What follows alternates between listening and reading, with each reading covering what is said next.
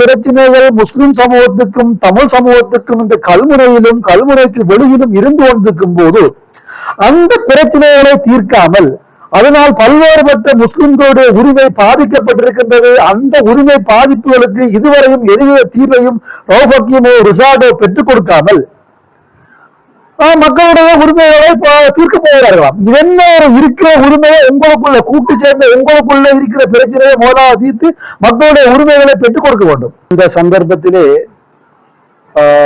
முஸ்லிம் காங்கிரசினுடைய தலைவர் ரவுஃப் ஹக்கீமும் அகில இலங்கை மக்கள் காங்கிரசினுடைய தலைவர் ரிஷாட் பதுடினும் ஏனைய மனோ கணேசன்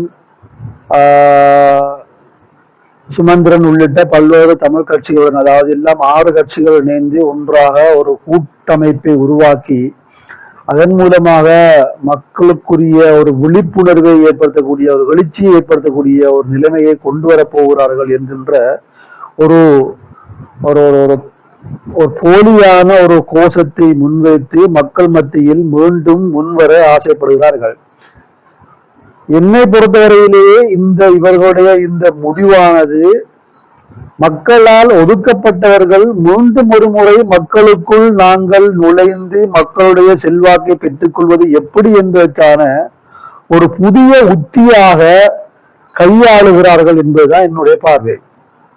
காரணம் என்னவென்று சொன்னால், இணைந்திருக்கின்ற 2 தரப்புகள், குறிப்பாக வடகிழக்கிலே இருக்கின்ற தமிழ் முஸ்லிம் கட்சிகள் இரண்டும் 2 சமூகத்தினுடைய தேவைகளையும் இதுவரையும் போதிய அளவில் அல்லது மிகவும் சிறிதளவில் கூட பூர்த்தி செய்யாத சமூகத்தை சார்ந்த கட்சிகளாக இருந்து கொண்டு இப்போது மக்களுடைய உரிமைகளையும் ஜனநாயகத்தையும் மீட்டெடுப்பது என்ற போர்வையில் இவர்கள் ஒன்றிணைந்து இந்த கூட்டமைப்பை அல்லது கூட்டணியை உருவாக்கி இருப்பதானது என்ன அடிப்படையில் என்பதை சிந்தித்து பார்க்கக்கூடியவர்களுக்கு இது ஒரு மக்களை ஏமாற்றும் இன்னும் ஒரு திட்டம் என்றுதான் கூற முடியும் என்பதை தவிர வேறு எதுவும் கூற முடியாது என்பது என்னுடைய அபிப்பிராயம்.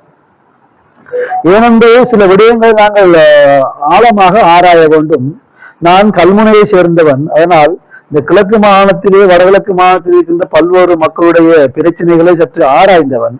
அந்த அடிப்படையிலே இந்த கல்முனையிலே இருக்கின்ற பிரதேச செயலகம் என்கின்ற பிரிவை 2ஆக பிரித்து, அதாவது உப செயலகம் தமிழ் மக்களுக்கும் பிரதான செயலகம் என்று சொல்லி கல்முனையில எல்லா மக்களுக்கும் தமிழ் முஸ்லிம் மக்களுக்கும் இருக்கின்றது. இந்த விடயத்தை நாங்கள் சற்று உற்று நோக்கினால் இந்த உப பிரதேச செயலகம் என்பது கிட்டத்தட்ட 1989ஆம் ஆண்டு காலப்பகுதியில எல்டிடியினரால கன் பாயிண்ட்ல, அதாவது ஆயுத முனையில உருவாக்கப்பட்ட ஒரு சட்டவிரோதமான செயலகம் தான் அது.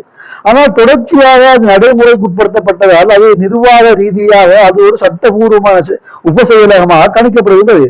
ஆனால் அதை சட்டவிரோதமான முறையில் வடக்கு செயலகம் என்று பெயரிட்டு தமிழ் தலைவர்கள் அந்த செயலகத்தை முன்னெடுத்து செல்வது மட்டுமல்லாமல் சட்டவிரோதமான செயலை செய்து கொண்டு வழக்கும் போட்டு என்று வழக்கிலும் வந்துகிட்டு குறிப்பாக சுமந்திரன் என்று சொல்லுகின்ற அவர் ஒரு வாரத்துக்கு முன்பும் கூட வழக்குல வந்துகிட்டு அந்த சட்டவிரோதமான செயலகத்துக்கு உப செயலகத்துக்கு சார்பாக பேசிக் கொண்டிருக்கிறார். இது என்னவென்று சொன்னால், முஸ்லிம்களுடைய கல்முனை நகரை 2ஆக பிரித்து முஸ்லிம்களுடைய டவுனை குறிப்பாக தமிழ் மக்களுக்கு தாரை பார்ப்பதற்கு தமிழ் கட்சி தலைவர் அல்லது அந்த கட்சியினுடைய முக்கிய பொறுப்பாளர் சுமந்திரன் நீதிமன்றத்திலே போராடி கொண்டிருக்கிறார். அத்தகைய பல்வேறு பிரச்சனைகள் முஸ்லிம் சமூகத்துக்கும் தமிழ் சமூகத்துக்கும் இந்த கல்முனையிலும் கல்முனைக்கு வெளியிலும் இருந்து கொண்டிருக்கும் போது அந்த பிரச்சனைகளை தீர்க்காமல் அதனால் பல்வேறுபட்ட முஸ்லிம்களுடைய உரிமை பாதிக்கப்பட்டிருக்கின்றது. அந்த உரிமை பாதிப்புகளுக்கு இதுவரையும் எதுவித தீர்வையும் ரவுஃப் ரிசார்டோ பெற்றுக் கொடுக்காமல் மக்களுடைய உரிமைகளை தீர்க்க போகிறார்களாம். என்ன ஒரு இருக்கிற உரிமையை உங்களுக்குள்ள கூட்டு சேர்ந்த உங்களுக்குள்ள இருக்கிற பிரச்சனையை முதலாக தீர்த்து மக்களுடைய உரிமைகளை பெற்றுக் கொடுக்க வேண்டும். அதை பெற்றுக் கொடுக்காமல் பாதிக்கப்பட்ட மக்களுக்கு உரிமை பெறுவது எங்க பெற்றுக் கொடுக்க போறீங்க, நீங்க எல்லாம் ஒன்றா சேர்ந்து எங்க இருந்து யாருக்கிட்ட இருந்து எந்த உரிமை பெற்றுக் கொடுக்க போறீங்கன்னு சொல்லாமலுக்கு இதான் சொல்றது. மக்கள் ஏமாற்ற முடியுங்கிற நம்பிக்கையில சிந்திக்க தெரியாத மக்கள் தான் இந்த நாட்டிலே அதிகம் வாழுகிறார்கள். ஆகவே நாங்கள் சொன்னாலே நம்பி விடுவார்கள் நம்பிக்கையில இவர்கள் எல்லாரும் ஒன்று சேர்ந்து ஒரு கூட்டணியாக இணைந்து நாட்டு மக்களை ஏமாற்ற போகிறார்கள் என்பதற்கான ஒரு கூட்டணியாகத்தான் நாங்க பாக்குறோம். இந்த சுருக்கம் சொல்ல போனாக்கா இது ஒரு நாட்டில் இருக்கிற தமிழ் பேசும் மக்களை ஏமாற்றுவதற்கான கூட்டணி என்று கூட சொல்லலாம். அது அந்த அடிப்படையில இவர்கள் கூறுகின்ற அந்த கருத்துக்கள், அதாவது ஜனநாயகத்தை நாங்க எஸ்டாப்ளிஷ் பண்றோம்னு சொல்றது, மக்களோட உரிமையை பெற்றுக் கொடுக்கணும்னு சொல்றது, மக்களோட எழுச்சியை உருவாக்குறேன்னு சொல்றது, இவ்வளவு காலமும் கடந்த 25-30 வருட காலமா சொல்லி சொல்லி சொல்லி சொல்லி சொல்லி ஒவ்வொன்றாக சொல்லி இனவாதம் பேசி மதவாதம் பேசி இந்த மக்களை பிரிச்சு பிரிச்சு பிரிச்சு இப்ப கடைசியில மக்கள் அவர்களை துரத்தி விட்டாலும் அவர்களுக்கு மக்கள் செல்வாக்கு குறைந்து விட்டது. சிந்திக்க தெரியாத மக்கள் மட்டும்தான் அந்த இன ரீதியான அந்த பெயர்களில் இருக்கின்ற கட்சியை பிடித்துக் கொண்டு வாழ்கிறார்கள். அது மட்டுமல்ல, மக்களுக்கு மாற்று சக்தி ஒன்று இல்லை என்ற நிலையிலும் சிலர் அவர்களுடன் தொடர்ந்து இருக்கின்றார்கள்.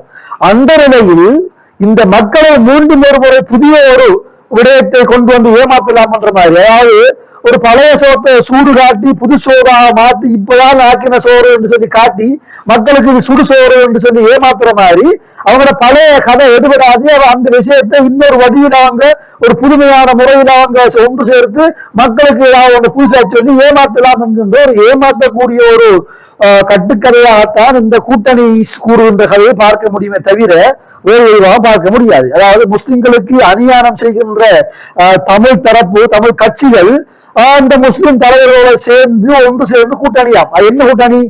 அது அந்த கூட்டணி முதலாவது உங்களுக்குள்ள இருக்கிற 2 சமூகங்களுக்கு இடையிலான பிரச்சனைகளை முதல்ல தீர்வு சொன்னாக்கா, நான் சவால் விடுக்கிறேன் இந்த சுமந்திரனுக்கும் இந்த ஹக்கீமுக்கும், முடிந்தால் இந்த தமிழ் முஸ்லிம் சம்பந்தமாக இருக்கின்ற பிணக்குகள் பிளவுகள் இன்று வரைக்கும் நீதிமன்றங்களில் இருக்கின்ற வழக்குகள் சம்பந்தமாக உரிமை சம்பந்தமான பிரச்சனைகளை பேசி உங்களால் தீர்க்க முடியுமா? நீதியான முறையில் உரிமைகளை இழந்தவர்களுக்கு பெற்றுக் கொடுக்க முடியுமா என்பது சம்பந்தமாக உங்களுக்கு சவால் விடுகிறேன். எந்த மேடையில் வேண்டும் என்றாலும் எந்த இடத்தில் வேண்டும் என்றாலும் ஒரு சமாந்தரமான முறையிலிருந்து பேசுவதற்கு அல்லது விவாதிப்பதற்கு நான் தயாராக இருக்கிறேன். முடிந்தால் சுமந்திரனோ ஹக்கீமோ வாருங்கள், இவன் பிசாட்டோ வாருங்கள், நாங்கள் பேசுவோம் அல்லது விவாதிப்போம். I am prepared to argue with any of the people who are involved in this alliance, including all these 6 parties. Whoever the leader that can come forward to debate with me on the ground of the rights that we are going to issue, that we are going to solve to the people. அப்ப நான் என்ன சொல்ல வேண்டும்னாக்கா, நீங்க மக்களுக்கு மக்களுடைய உரிமையை பெற்றுக் கொடுக்க போறீங்கன்னு சொன்னாக்கா, இந்த 2 சமூகங்களுக்கும் இடையில இருக்கிற பிணக்குகளை பிரச்சனைகளை தீர்த்து இழந்த மக்களின் உரிமைகளை முதல கொடுத்து அதற்கு ஒரு திருப்திகரமான ஒரு முடிவை ஏற்படுத்தி விட்டு நீங்க எல்லாரும் ஒன்றிணைந்து இந்த சமூகம் 2 சமூகத்தினுடைய உரிமைகளையும் ஜனநாயக கட்டாயத்தை நீங்க பாதுகாக்கிறதுக்கு வாய்ப்பு சொன்னாக்கா நாங்க ஏற்றுக்கொள்ளலாம். ஏற்கனவே உங்களோட சமூகம் 2 சமூகங்களுக்கு இடையில பிரச்சனை ஆறாத புன்மாதிரி வச்சுக்கொண்டு நீங்க இந்த மக்களை ஏமாத்த வாருங்கிறது மக்களுக்கு விளங்காமல் ஓடும். ஆகவே நாங்க தெளிவா புரிஞ்சு கொள்ள வேணும். அன்பார்ந்த தமிழ் முஸ்லிம் மக்கள், தமிழ் முஸ்லிம் மக்களே, இந்த 6 கட்சிகள் இணைந்த கூட்டமைப்பானது இந்த நாட்டிலே செல்லா காசாக ஆகிக்கொண்டிருக்கின்ற இந்த தமிழ் முஸ்லிம் கட்சிகள் மூன்றும் ஒரு செல்லுபடியாகும் காசாக மாற்றுவதற்கான ஒரு புதிய உத்தியே அன்றி நிச்சயமாக இவர்கள் எந்த விதமான ஒரு நலனையும் பெற்றுக் கொடுக்க மாட்டார்கள். காரணம், இவர்களுக்குள்ளே இருக்கின்ற, அதாவது இந்த 2 சமூகத்துக்குள்ளேயும் இருக்கின்ற இன்னும் அணையாத தீயை அனைத்து மக்களுடைய உரிமைகளை பெற்றுக் கொடுக்கக்கூடிய வகையிலே இவர்கள் எந்த விதமான முடிவையும் இதுவரை எடுக்காமல் 2 தரப்பும் இன்றும் நீதிமன்றம் சென்று நீதிமன்றத்திலே பேசிக் கொண்டிருக்கின்றது. ஆகவே தயவு செய்து நாங்கள் புரிந்து கொள்ள வேண்டிய விடயம் இதுதான். இந்த நாட்டிலே இருக்கின்ற தமிழ் முஸ்லிம் மக்களுக்கிடையே நீண்ட கால போக்கிலே சிந்தித்து தமிழ் முஸ்லிம் சிங்கள மக்கள் என்று பார்க்காது அனைத்து மக்களும் ஒற்றுமையாக வாழ வேண்டும். இனிமேலும் இந்த இனவாத பேச்சு, பிரதேசவாத பேச்சு, மதவாத பேச்சுக்களுக்கு இடம் கொடுக்காமல் அனைத்து மக்களும் ஒற்றுமையாக வேண்டும். யார் யாருடைய நிலங்கள் அல்லது உரிமைகள் இருக்கின்றதோ பெற்றவர்கள், அதாவது மேலமா பெற்றவர்கள் இழந்தவர்களை நீங்கள் உங்களை வழங்கி எல்லா மக்களும் சமத்துவமாக உரிமை பெற்றவர்களாக நாங்கள் ஒரு ஒற்றுமையாக வாழக்கூடிய ஒரு நிலைமையை உருவாக்குவதற்கு நாங்கள் பாடுபட வேண்டுமே தவிர இதை விடுத்து இந்த அரசியல் வியாபாரம் பண்ணுகின்ற தமிழ் கட்சிகளோ முஸ்லிம் கட்சிகளோ எந்த தலைவரானாலும் இவர்களின் பின்னால் செல்லாதீர்கள். இவர்கள் நிச்சயமாக ஒரு சந்தர்ப்பத்தை தேடுகிறார்கள் இழந்த செல்வாக்கை மீளப் பெறுவதற்கு. மக்களுடைய இழந்த செல்வாக்கை முதலப்பெறுவதற்கு ஒரு சந்தர்ப்பமும் அதற்கான ஒரு புதிய ஒரு பாதையை அமைக்க விரும்புகிறார்கள். அந்த சந்தர்ப்பத்தை தேடிய ஒரு புதிய பாதையை தான் இந்த 6 கட்சிகள் ஒன்றிணைந்த கூட்டணி யாராக பார்க்கிறேன். ஆகவே இதில் இவர்களுக்கு உண்மையிலே அது இல்லை, அவ்வாறு இல்லை என்று யாராவது துணிவாக தெளிவாக கூற முடியுமா இருந்தால் அவர்களை நான் விவாத மேடைக்கு அழைக்கிறேன். இந்த பிரச்சனைகளை எடுத்து பேச முடியுமா? உங்களுக்கு அந்த திராணி இருக்கின்றதா? இந்த தமிழ் முஸ்லிம் மக்களிடையே இருக்கின்ற பிரச்சனையை குறைந்தது முதலாவதாக பேசி தீர்க்கக்கூடிய திராணி உங்களுக்கு இருக்கின்றதா என்பதை இந்த 6 கட்சி தலைவர்களும் நான் சவாலாக விடுக்கிறேன். முடியுமானால் உங்களிடம் இருக்கின்ற ஆதாரங்களை எடுத்துக்கொண்டு பொது மேடைக்கு வாருங்கள், நாங்கள் விவாதிப்போம், அதை பேசுவோம் என்று கூறி முடிக்கிறேன். மேலதிக செய்திகளுக்காக எமது யூடியூப் தளத்தை சப்ஸ்கிரைப் செய்யுங்கள்.